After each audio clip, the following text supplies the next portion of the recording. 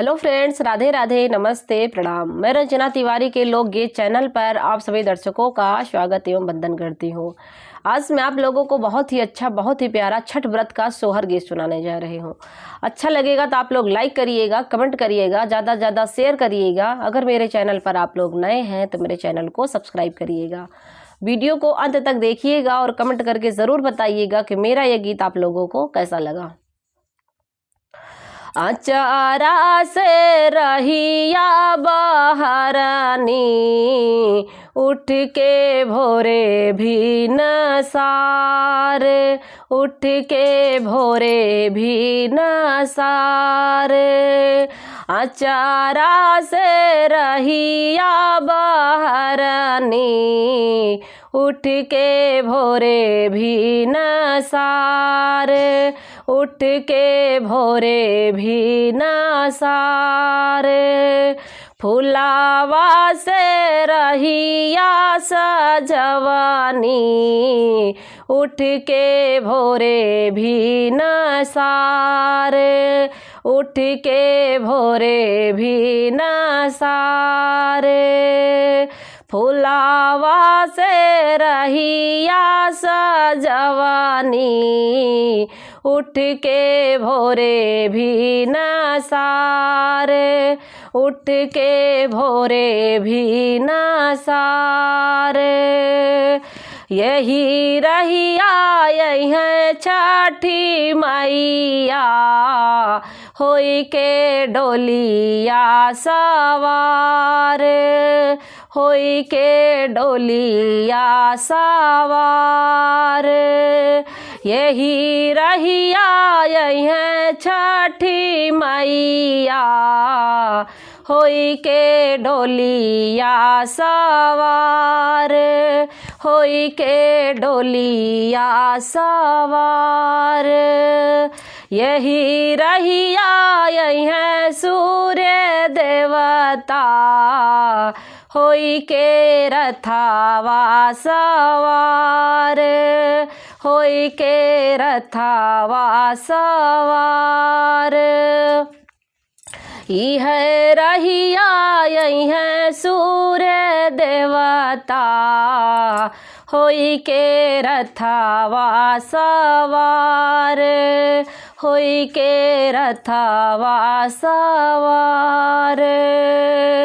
हथावा जुअड़े रोकब डोलिया, सुनी मैया बिनाती हमार, सुनी मैया बिनाती हमार। हथावा जुअड़े रोकब डोलिया, सुनी मैया बिनाती हमार, सुनी मैया बिनाती हमार। हथावा जुअड़े रोकब रथवा, सुनी देव बिनाती हमार, सुनी देव बिनाती हमार। हथावा जुअड़ी रोकब रथवा, सुनी देव बिनाती हमार, सुनी देव बिनाती हमार। कवना गुनाह हम कईनी, सुनी बट गोदिया हमार, गोदिया में कहू ना लाल। कवना गुनाह हम कईनी, सुनी बाटी गोदिया हमार, गोदिया में कहू ना लाल। कवना बरत हम करी, भर जाए गोदिया हमार, भर जाए गोदिया हमार। कवना बरत हम करी, भर जाए गोदिया हमार, भर जाए गोदिया हमार।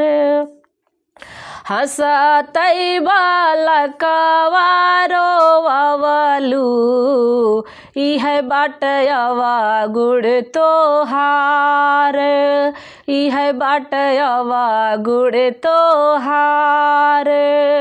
हंसतई बालकवा रोवलू, इह बाटयवा गुड़ तोहार, इह बाटयवा गुड़ तोहार।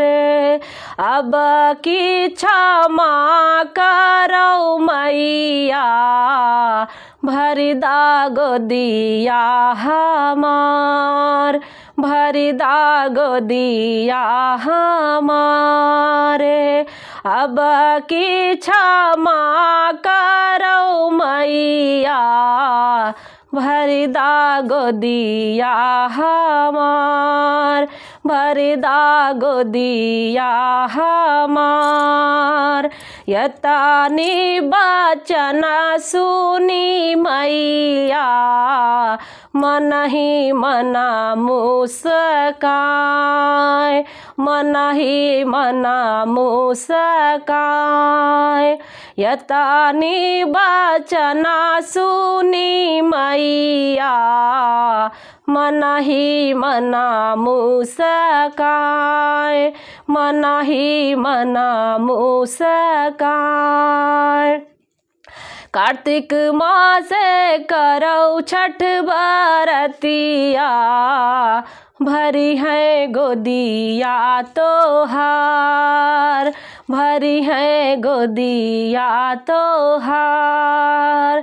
कार्तिक मास करौ छठ बरतिया, भरी है गोदिया तोहार।